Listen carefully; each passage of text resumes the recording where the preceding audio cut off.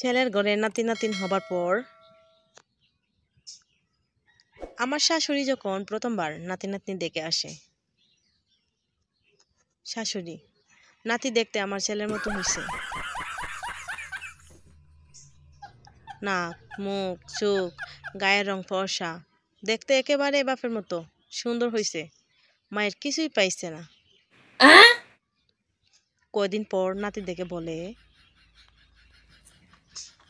আমার ফুতের কিছুই পাইছে না, মার মতোই কালা হইব, না কো মার মতোই চেপটা।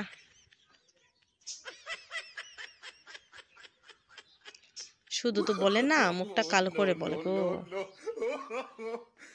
আবার যখন বাচ্চার দাঁত ওঠা, হামাগুড়ি দেওয়া, বিশেষ করে বাচ্চা যখন হাঁটার যোগ্য, তখন বলবে, আমার ছেলে মেয়ে তাড়াতাড়ি বসছে, হামাগুড়ি দিছে, 9 মাসই হাঁটছে, এত দেরি করছে না তো।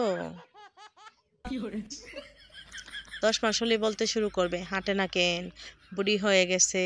এমন একটা দিন বাদ যাবে না যে নাতি নাতনিকে এই কথাগুলো সে বলবে না। নাতি নাতনি যদি একটু দুষ্টুমি করে তো বলবে, আমাদের ফুলাফাইন রে যেই কানে রাখছি সেই কানে বসে থাকতো, এত অসভ্য ছিল না। আমার মেয়ের ঘরে নাতি নাতনিও যে সভ্য। কথায় কথা শোনাবেন, আমরা একটার পিঠে পিঠে আর একটা ফালছি, কাজ করছে আরো কত কি।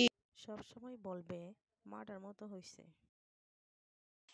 মজার কথা হলো, এসব কথা ছেলের বউ আর বাচ্চার ক্ষেত্রে, তবে মেয়ের নাতি নাতনির ক্ষেত্রে তা চলবে না। মেয়ের ঘরে নাতি নাতনি মার মতো লম্বা, সুন্দর, ভদ্র বলেও যদি একটু ব্যতিক্রম হয়, তো বাপের তা হয়েছে গো, আমার মেয়ের তা হইলে মনে হইতো না যে সব আমার মেয়ে।